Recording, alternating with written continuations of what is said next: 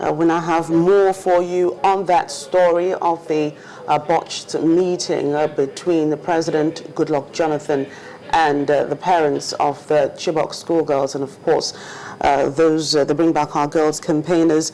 There have been allegations before now that yesterday the Chibok parents of the Chibok girls shunned a meeting with the President. But now to shed more light on this, I have joining me live from our Abuja studios the spokesperson of the Chibok Community, Lawan Abana, to tell us more about this.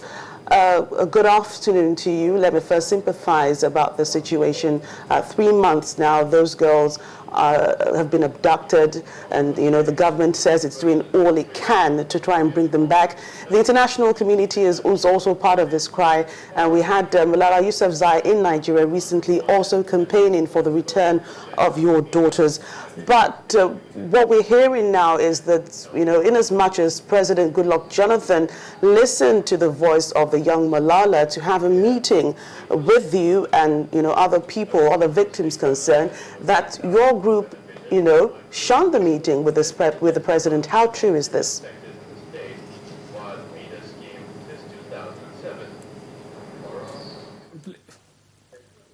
I can't hear her. I'm sorry, there's lots of sound. I can't hear Right, you. I'll just repeat that question again. We have, the allegations from the presidency that the Chibok parents shunned a meeting with President Goodluck Jonathan to, for him to just meet with you and talk about this issue of the abducted girls. Is this true? With President Goodluck Jonathan to, for him to just meet with you and talk about this issue of the abducted girls. Is this true?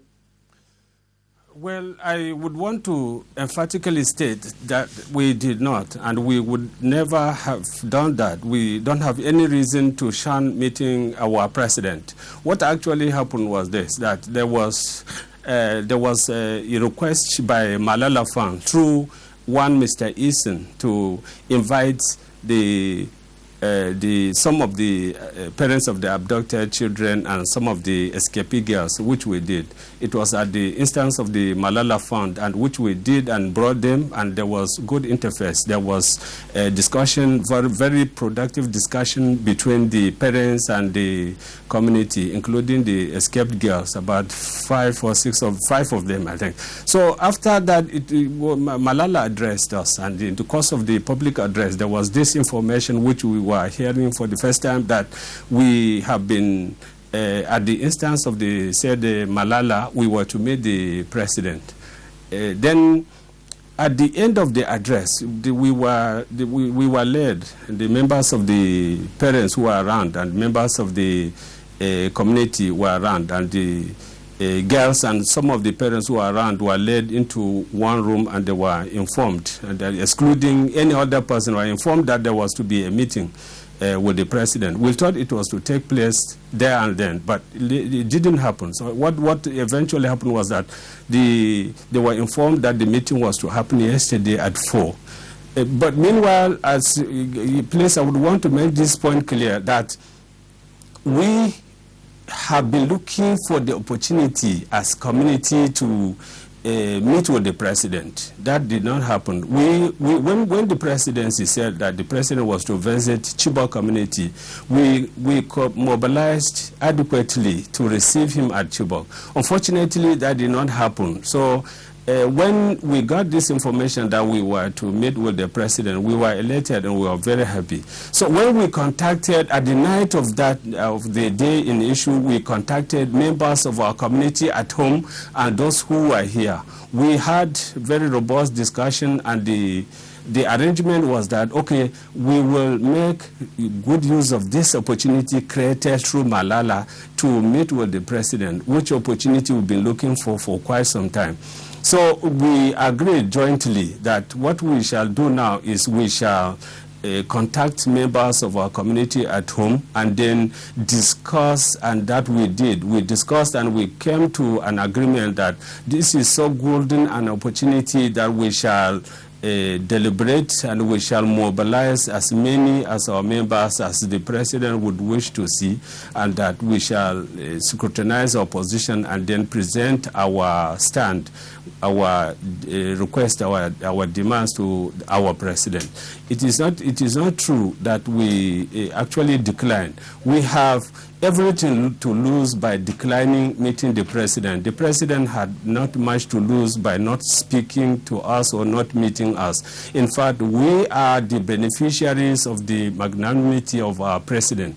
It is not please true, and it has been grossly misrepresented that we did not wish to meet the president. We have no reason. We have great respect for the office and the person of our president, and that we will seize any opportunity to meet him, particularly at this critical moment that we need his attention. Our people are being attacked on a regular basis, so we have every reason to wish to see the president, and that since he's so nice to have extended that invitation to us, we are happy to seize the opportunity. Don't forget that when the incident happened some time back, down the memory lane, you could recall that the First Lady invited members of our community who actually honored the invitation. So the President also couldn't have invited us, and we declined. We have no reason for doing that. The report that has been circulating in media is gross misrepresentation of our stand. All right, let me just ask you this. There are so many people that are, campaigning for the cause for the, children to be rescued from the Boko Haram sect. So many people who, are campaigning for this matter. It would seem as if, there are reports in some quarters that your group is being influenced, to take some decisions whether to accept or not to accept. There are reports in some quarters that being influenced, to take some decisions whether to accept or not to accept. Please, I would want to make this issue very clear. When this Malala Fund approached and met us, I was one of the first few whom was met at the very beginning for the purpose of bringing some of these Chibok girls to Abuja, and the reason was to meet with the said Malala. You would remember that her lone voice is louder than the voice of a million people. By her very exposure, she's an international celebrity, and it was arrangement made between us and Malala Fund strictly with the Chibok community. It had no relationship, there was no input except that of facilitation by the Bring Back Our Girls team. It is true that we have been collaborating, but it is very untrue that the Bring Back Our Girls has influenced us in this or any of our engagements. The team has reiterated to us and publicly to our other members of the family that it has respect, and it has respect it does not intend, and it has never interfered with our decision or our stand.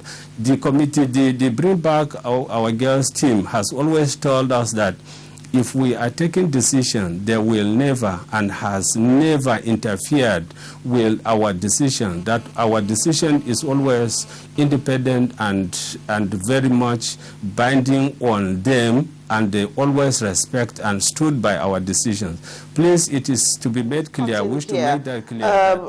All that is good, but there are fresh attempts by the presidency to meet with you again, and has ordered for a letter to be written. Whether that has been written, I'm not sure. But are there any indications that, have you seen any such letter? And if you do receive it, what's going to be your reaction to it?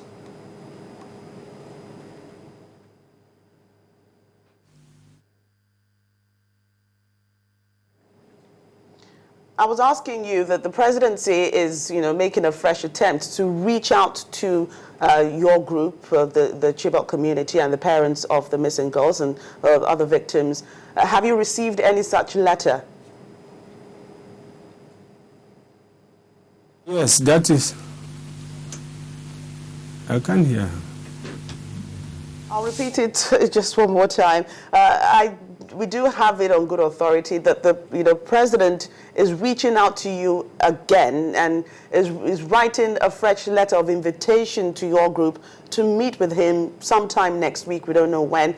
I'm not sure if you've received that letter. How would you react? What's your group going to do about it? Yes.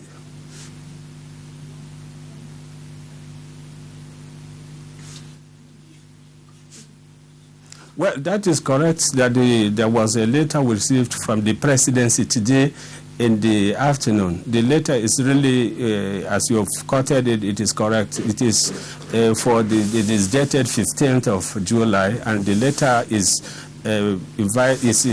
putting us on notice to requesting us to arrange for the visit by the parents and the girls who are escaped from custody to the presidency. The letter is requesting that this was to be done on 22nd of July. That will be around on 22nd of July.